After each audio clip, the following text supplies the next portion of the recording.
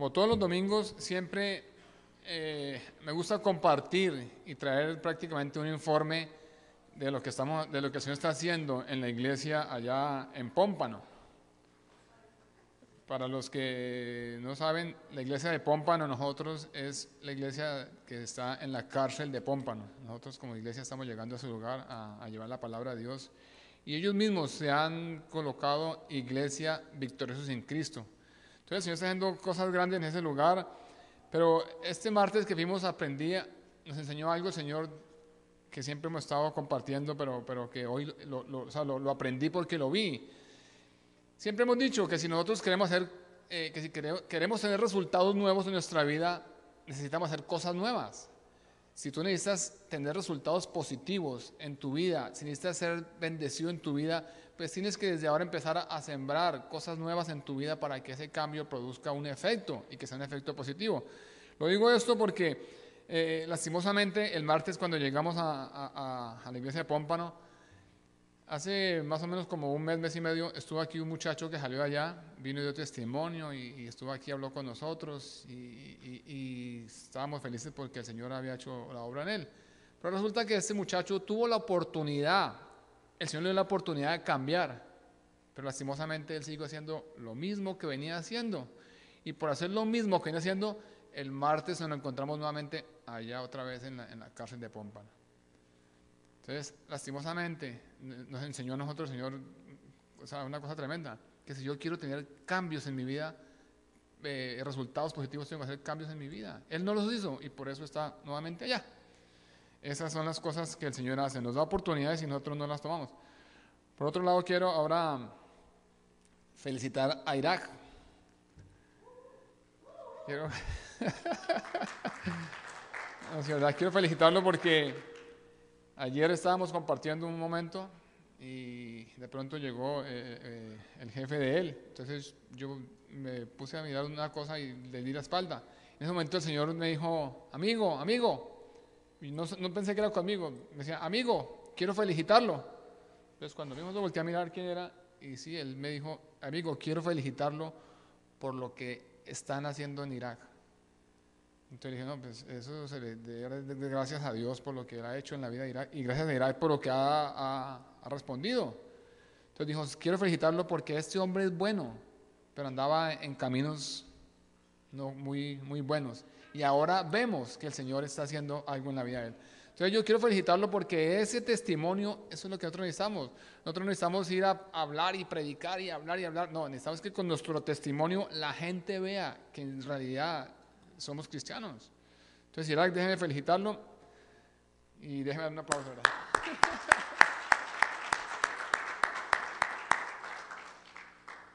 Bueno, entonces, el tema de hoy es la continuación de la semana pasada, el propósito de Dios para la vida del creyente, segunda parte. Para los que no estuvieron aquí la semana pasada, nosotros iniciamos este tema del propósito de Dios en la vida del creyente, para que entendamos y mucha gente que anda desanimada y anda sin esperanza entienda que sí hay un propósito definido en la vida de cada uno de nosotros. Entonces, eso fue para los que no estuvieron. Ahora, para los que estuvieron, yo quiero preguntarles si se acuerdan en cuál porción bíblica estuvimos.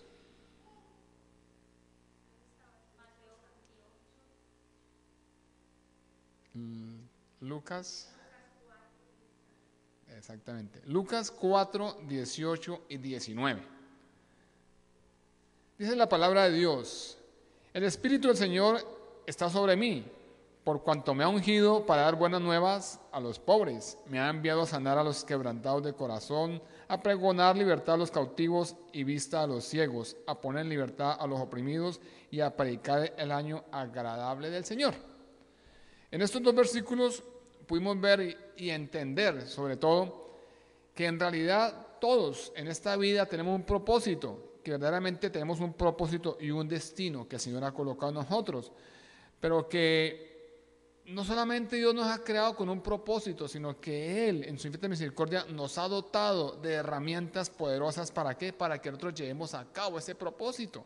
O sea, el Señor te puso en cierto lugar, pero no te dejó y te abandonó. No, Él te colocó ahí y está contigo, te está apoyando, te está con herramientas, te está dotando, te está ayudando para que tú cumplas ese propósito.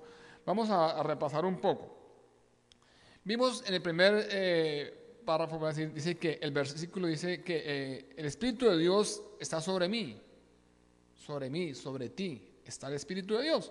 Esto nos ayuda a nosotros a entender y nos lleva a reflexionar y nos da confianza, nos debe dar confianza que en las buenas y en las malas, en la montaña, en el valle, en la parte difícil o en la parte cuando estás tú completamente bien, en momentos difíciles o de angustia, tengamos siempre nosotros la seguridad de que Dios está con nosotros, porque el Espíritu de Dios está sobre ti. O sea, que no hay ni situación grande, ni enfermedad, ni vicio, ni pecado, ni nada que sea más grande que el poder de Dios en tu vida. Eso nos ayuda a nosotros a levantarnos, es un mensaje de esperanza. Mucha gente dice, no, pero es que mi vida está tan enredada que yo creo que no hay salida. No, el Espíritu de Dios está sobre ti y te ha ungido con poder. O sea que no hay enfermedad, no hay pecado, no hay vicio, no hay situación, no hay ninguna cosa más grande que el Dios que nosotros creemos, al Dios que nosotros le servimos. ¿Y saben cuál es la poderosa promesa de Dios? La promesa de Dios es que Él siempre estará con nosotros. Dice, en la vida tendréis aflicciones, pero yo estaré contigo.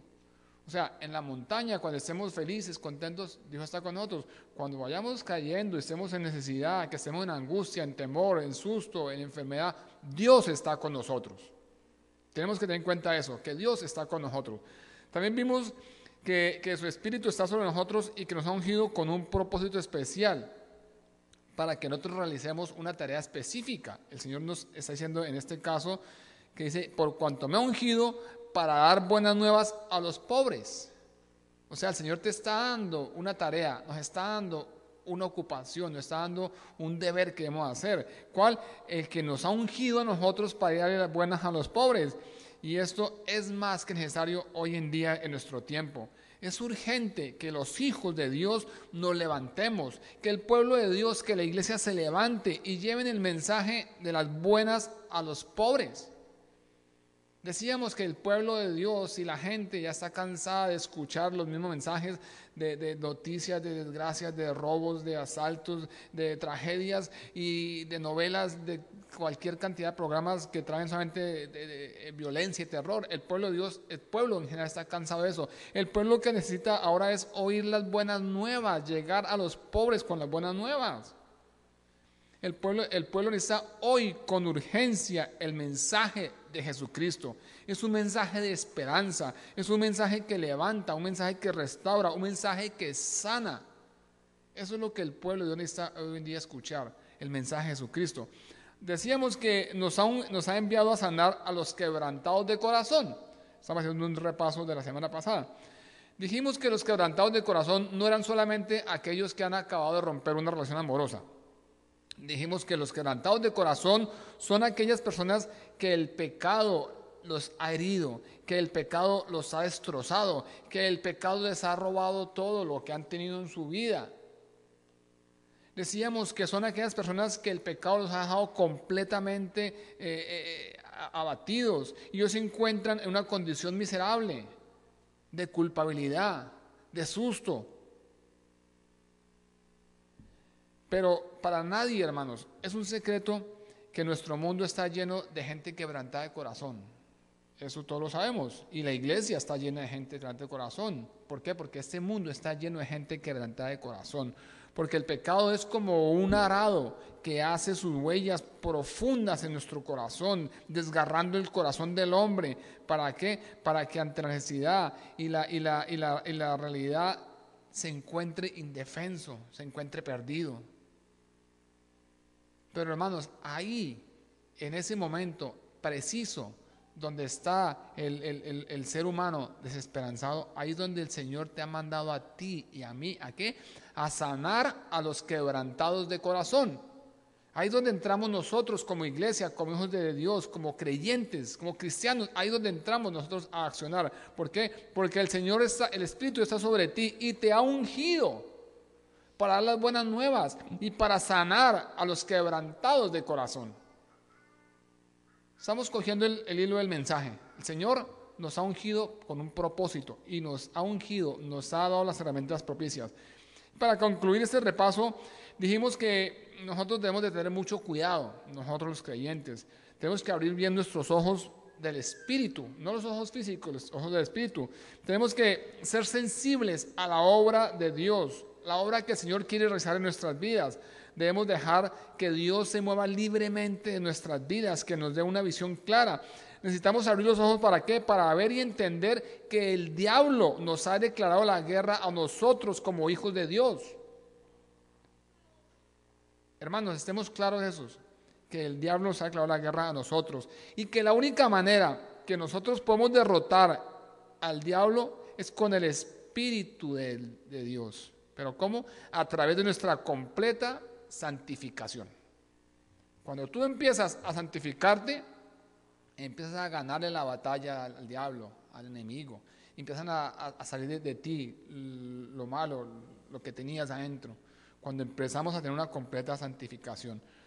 Porque acuérdate de esto, hermanos. Dios no está interesado en tus éxitos. A Dios no le interesa que tú seas un potentado, un magnate, un rico, un inteligente, un intelectual. No. A Dios lo que le interesa es tu santidad y tu fidelidad. A Dios no lo abrumamos nosotros con que, Señor, yo tengo 4 casas, 5 edificios, 10 carros. A Dios no le interesa eso, ni lo abrumamos. Al Señor lo que le interesa de nosotros es nuestra santidad y nuestra fidelidad. Eso es lo que le interesa a Dios. Entonces, hoy continuamos en el mismo libro de Lucas 4, 18 y 19. Repito la palabra de Dios. El Espíritu del Señor está sobre mí, por cuanto me ha ungido para dar buenas nuevas a los pobres. Me ha enviado a sanar a los quebrantados de corazón. Y hoy estamos a pregonar la libertad a los cautivos y vista a los ciegos, a poner en libertad a los oprimidos y a predicar el año agradable del Señor. Antes de comenzar el día de hoy, quiero hacerle la misma pregunta que hice el domingo pasado, pero espero que la respuesta sea diferente. ¿Tú lo estás haciendo? ¿Tú estás en esta semana, después de escuchar el mensaje pasado, a cuántas personas le has compartido? ¿Por cuántas personas has orado? ¿Por cuántas personas has tenido la necesidad o has sentido como el impulso de llevar la palabra del Señor? Yo quiero escuchar si hay algún testimonio. Pueden estar en libertad de hablar. A eso voy yo. Nosotros escuchamos la palabra de Dios, la sabemos, la leemos. Nosotros pensamos que estamos haciendo las cosas bien. Pero hermanos, la palabra de Dios no solamente es para tenerla en la mente, porque la mente olvida. La palabra de Dios es para que la grabemos en nuestro corazón, para que en los momentos de necesidad, de angustia de alguien, el poder del Espíritu de Dios te lleva a ti a levantar a esa persona con un mensaje, con un abrazo, solamente con un Dios te bendiga. Esto hace referencia a lo que decía Yodirak. Él con su testimonio está llevando la palabra de Dios. Con la forma de actuar, de pensar, de vivir, de hablar, está llevando el mensaje de Dios. Y a eso es que tú y yo fuimos llamados, a llevar el mensaje de Dios. No solamente a decir, no, es que yo soy cristiano, y andar con la Biblia aquí, a donde vaya yo soy cristiano, y colocarle al carro un sticker donde diga I love you Jesus y ser cristiano y colocar el pescadito. Eso no es. En realidad nosotros tenemos que llevar las buenas nuevas del Evangelio. ¿Cómo? Con nuestro testimonio, nuestra forma de pensar, de hablar. Entonces, espero, hermanos, que coloquemos esto en práctica, que coloquemos esto en práctica en nuestra vida, que no solamente se quede en una prédica más, una enseñanza más. Espero que la palabra de Dios impregne nuestra vida, que nos llene a nosotros del poder que nos ha dado. Entonces, pudimos ver, y ahora establecer, vamos a ver nosotros claramente que en la palabra de Dios, que nuestro Señor Jesucristo para cumplir el propósito del cual el Padre lo mandó a hacer, lo primero que él necesitó en su vida y para iniciar su ministerio, ¿qué fue? Fue ser lleno del Espíritu Santo. Eso fue lo que el Señor Jesucristo necesitó primeramente, ser lleno del Espíritu Santo. Entonces, de modo que nosotros, para comenzar nuestra vida con propósito, para que nosotros empecemos a vivir con propósito, que tengamos propósito de lo que hacemos, ¿qué necesitamos ser nosotros? Ser llenos del Espíritu Santo de Dios. Nosotros debemos de reconocer que por nuestras fuerzas no podemos hacer absolutamente nada. Yo por mis fuerzas de hombre, de intelectual, de estudioso, de adinerado, de simpático, de alegre, no puedo hacer absolutamente nada. Si el Espíritu de Dios no está conmigo, yo no puedo hacer absolutamente nada. Podría ser muy intelectual, podría haber leído 3 docenas de libros, podría haber hecho cursos, podría haber hecho seminarios, podría hacer lo que quiera, pero si el Espíritu de Dios no está sobre mí, no va a hacer absolutamente nada.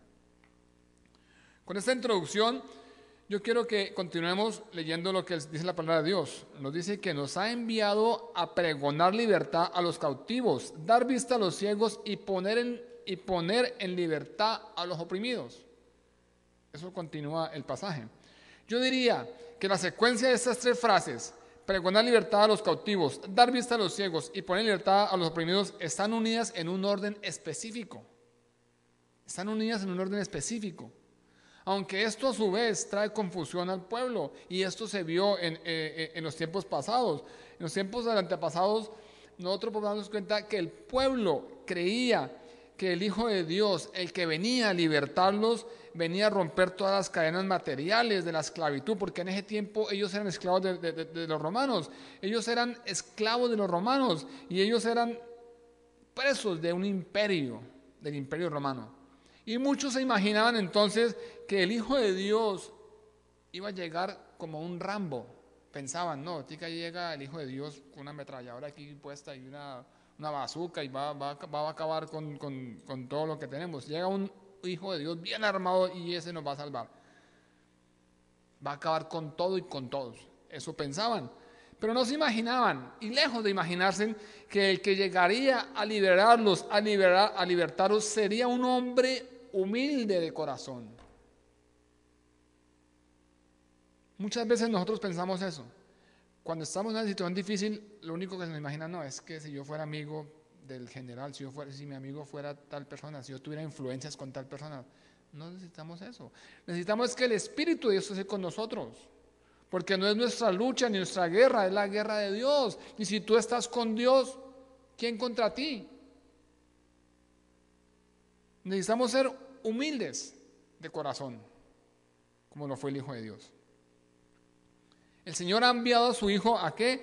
A liberarnos de la esclavitud del pecado. Él vino a liberarnos de las cadenas de generaciones caídas, alejarnos de que estaban generaciones sin Dios, generaciones que no tenían destino ni propósito. A eso vino el Señor, a liberar esas cadenas, a colocar en nuestra vida propósito, a darnos esperanza, a darnos fe, a levantarnos. Pero tengamos en cuenta, hermanos, que donde hay un pecado no confesado, hay una puerta abierta. Donde en nuestro corazón haya un pecado, así sea un pecadito que pensamos que es un pecadito chiquitico, ahí hay una puerta abierta. ¿Para qué? Para que el enemigo entre y provoque en nosotros una atadura. Y una de las cadenas más pesadas para romper son las cadenas de la religiosidad y la falta de perdón. Lastimosamente, aún en la iglesia cristiana, católica, cualquier iglesia, la religiosidad y la falta de perdón son una de las cadenas más difíciles de romper. ¿Por qué? Porque la religiosidad y la falta de perdón han tenido cautivos al pueblo de Dios por muchos años y no permiten que el pueblo conozca el poder libertador de la palabra de Dios. Hermanos, la palabra de Dios es tan poderosa, es tan fuerte, es tan fuerte el poder de la palabra de Dios que Juan 8:32 nos dice que solamente con que conozcamos la palabra de Dios seremos libres. Juan 8:32 dice, y conoceréis la verdad y la verdad os hará libres. ¿Cuál es la verdad? Esta es la verdad, la palabra de Dios. Entonces tú no necesitas ni una Magnum 44, ni una rifle, no, necesitas es conocer la verdad. Y la verdad te va a hacer libre. La verdad te va a desencadenar, la verdad va a romper toda raíz que tengas tú en tu vida, en tu corazón. El poder de la palabra de Dios manifestado en su Hijo Jesucristo. Démonos cuenta de eso, que el poder de la palabra de Dios fue manifestada en su Hijo Jesucristo. Y Él vino a romper, a liberar, a libertar. Y nosotros somos responsables. Dígame bien, hermano. Ahí entramos nosotros a jugar un papel importante. Nosotros somos responsables de continuar esta labor. Dios mandó a su Hijo. Y nosotros somos responsables de continuar esta labor. En el Evangelio de Juan, en el capítulo 20, versículo 21, dice, como el Padre me envió, así yo os envío. Versículo 22, y al decir esto, sopló y les dijo, recibid el Espíritu Santo. ¿Qué estamos viendo, hermanos? Estamos viendo que tú tienes un propósito, un destino. Nosotros tenemos algo definido en nuestra vida. Para las personas que no creen que pueden hacer algo en su vida, simplemente escuchen la palabra de Dios. Está diciendo en el Evangelio de Juan 20, 21 y 22, como el Padre me envió, así yo os envío. Nos está enviando a nosotros, así yo os envío. Y al decir esto sopló y les dijo, recibid el Espíritu Santo.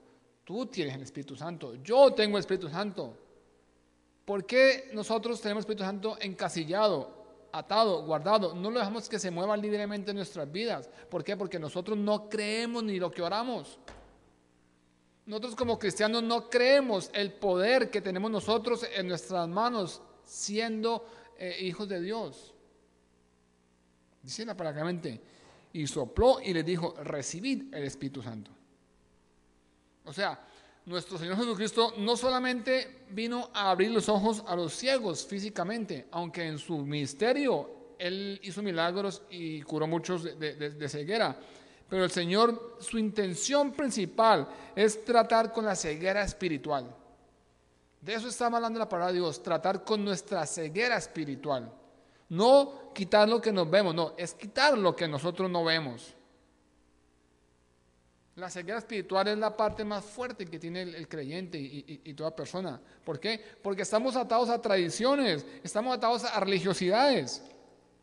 Y estas tradiciones y estas religiosidades nos mantienen ciegos y nos tienen prácticamente apartados, nos tienen con apatía, no nos dejan ni conocer la verdad. Y la palabra dice, conocer la verdad y la verdad os hará libres. Las tradiciones que hacen, las tradiciones lo que hacen es mantener a Dios encerrado en cuatro paredes. Muchos creen que Dios está aquí en estas cuatro paredes y cuando nos vamos para la calle, hasta mañana Señor, y lo cerramos y queda aquí. No, el Señor no está en estas cuatro paredes, el Señor está en ti. Y a donde tú vayas, el Señor va contigo. Y lo que tú hagas, el Señor te está mirando. Lo que tú hables, el Señor está oyendo. No debemos delimitar el poder de Dios solamente a cuatro paredes. No debemos delimitar el poder de Dios solamente a algunas prácticas. ¿Por qué? Porque esas prácticas religiosas, esa religiosidad que nos ha enseñado, en la que hemos vivido, impiden que el Espíritu de Dios se mueva libremente en nuestras vidas, en la vida del creyente. Conocéis la verdad y la verdad os hará libres. No dice conozcan la religión ni conozcan la religiosidad. Conocéis la verdad y la verdad os hará libres. ¿Qué pasa, hermano? Cuando vamos a anunciar la libertad a los oprimidos, esta libertad que vamos a anunciar, que vamos a llevar, tiene que estar fundada solamente en la palabra de Dios. Nosotros no podemos llegar a querer libertar o liberar a alguien con nuestras experiencias, no, con la palabra de Dios. ¿Por qué? Porque poner en libertad a los cautivos viene solo por conocer la palabra de Dios. ¿Tú quieres ser libre? Conoce la palabra de Dios. Y por eso que el mensaje Cuando tú le compartas a alguien, simplemente comparte la palabra de Dios. No te inventes más cosas, todo está aquí inventado, todo está aquí escrito. No tenemos que inventarnos ni matarnos la cabeza yo qué le digo. No, simplemente comparte la palabra de Dios. Nosotros somos libres solamente cuando ¿qué? Cuando conocemos la palabra de Dios. Cuando estamos conscientes que nuestro Señor Jesucristo vino ¿a qué? A desechar las obras del enemigo, a desechar las obras del diablo. A eso vino el Señor Jesucristo. Así dice la palabra de Dios en 1 Juan 3:8. Dice la palabra de Dios, para esto apareció el Hijo de Dios, para deshacer las obras del diablo. Estamos viendo lo que el Señor está haciendo en nuestras vidas, lo que el Señor nos pone a disposición, con lo que nos está dotando, con lo que nos está supliendo para que nos enfrentemos. Cuando tú estés con un pensamiento que no te deje adelante, simplemente piensa, el Señor Jesucristo vino ¿a qué? A reprender las obras del diablo, a reprender los pensamientos negativos, a reprender la enfermedad, a reprender la esclavitud de la religiosidad, a reprender la idolatría, a reprender el odio, el rencor. A eso vino el Espíritu de Dios. ¿Está bien?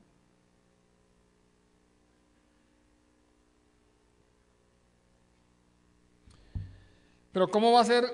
¿Cómo van a saber? ¿Cómo se van a enterar los que están afuera atados y los que están presos? ¿Cómo van a saber si no hay quien les enseñe? Si nosotros como iglesia estamos aquí sentados domingo tras domingo y no disponemos nuestro corazón, ni disponemos nuestra vida a ir a llevar el mensaje, yo me pregunto, ¿cómo vamos a poder o cómo vamos a creer nosotros pensar que el vecino que está atado en su vicio, en su pecado, ¿cómo va a poder liberarse si no hay quien le comparta? Ese hombre seguirá ahí día tras día, hasta que el Espíritu de Dios que está en ti te mueva y te lleve para que hagas la labor. Nos dice a nosotros la palabra de Dios que debemos de predicar el año agradable del Señor. ¿Qué significa el año agradable del Señor? Significa que Dios todavía está prolongando su venida. Dios está prolongando su paciencia. ¿Para qué? Para que nuestro mundo, en medio de todas las calamidades, en medio de todos los obstáculos, Dios siempre va a cumplir con su plan redentor. Dios tiene un plan redentor para la humanidad y en este año agradable el Señor está dándole espacio, está dando campo, está siendo flexible, dando la oportunidad. ¿Para qué? Para que la humanidad lo conozca. El año agradable del Señor significa que Dios nos ha dado y nos está dando la oportunidad para conocerle a Él, para reevaluar nuestra vida. ¿Para qué? Para reevaluar nuestra relación con el Señor, nuestras prioridades, colocarlas en orden, para establecer nuestras metas. Pero todo esto fundado en la palabra del Señor, hermanos, por nuestras fuerzas es imposible. Nosotros debemos de fundar todo lo que hacemos, todas nuestras áreas de nuestra vida en la palabra de Dios, nuestros pensamientos, nuestras actitudes, todo en la palabra de Dios. El año agradable en el Antiguo Testamento, en la palabra de Dios habla del año agradable. En el Antiguo Testamento dice que era el año del jubileo. Este año se celebraba cada 50 años. Eso lo pueden encontrar en Levíticos 25, 10, 13. ¿Por qué lo llamaban año del jubileo? Porque la gente que por circunstancias, por alguna otra, han perdido sus propiedades o se endeudaban, cada 50 años eran restituidas, eran recompensadas, ellos recobraban lo que han perdido. Entonces, los que tenían deudas se les perdonaba y los esclavos eran liberados. Ese era el año agradable en el Antiguo Testamento, el año agradable, que cada 50 años hacían un año agradable y le devolvían a hacer lo que ha perdido. Si era esclavo lo dan libre, si debía quedar saldado. Ese era el año agradable. Pero el año agradable del Señor que nos está mandando a predicar ahora en el Nuevo Testamento es un año de esperanza, es un año donde hay futuro glorioso. ¿Para qué? Para el pueblo de Dios, donde van a venir días mejores. Hay esperanza para la humanidad, para la iglesia, para la nación, para la familia, para el hogar, para la iglesia. Hay esperanza. Ese es el año agradable de Dios en el Nuevo Testamento. Hay esperanza.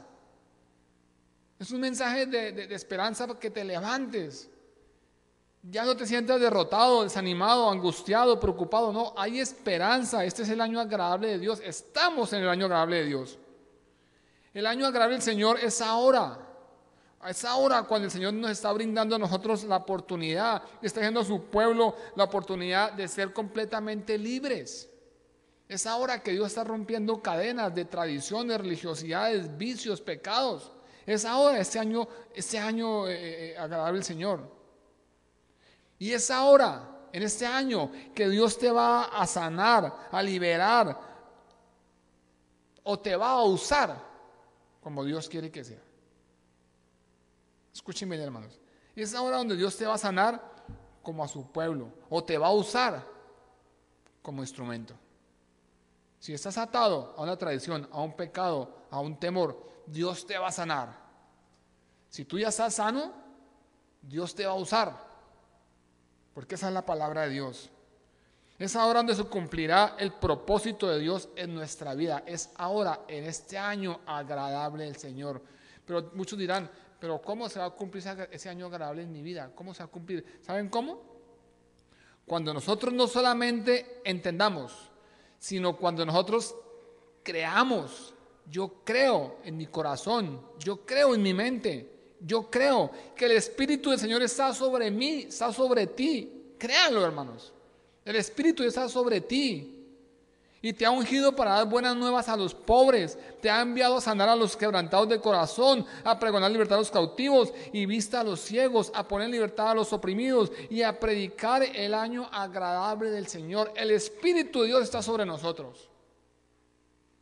Es hora que lo entendamos, no que lo meditemos.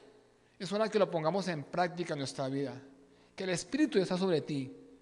Si hoy tú te sientes preso, esclavo, triste, afligido, si no tienes esperanza, si no tienes ni porvenir, hermano, hoy el Espíritu de Dios está sobre ti y viene a liberarte, a sanarte, a rescatarte, a levantarte. Ese es el mensaje de esperanza el que nosotros debemos de predicar. No estamos llevando un mensaje de positivismo, de que confiese y crea. No, estamos llevando un mensaje en que la palabra de Dios dice que el Espíritu está sobre ti. Y si tú eres un hijo de Dios, Dios está contigo. Y donde tú vayas, Dios va contigo. Eso es lo que la iglesia necesita hoy.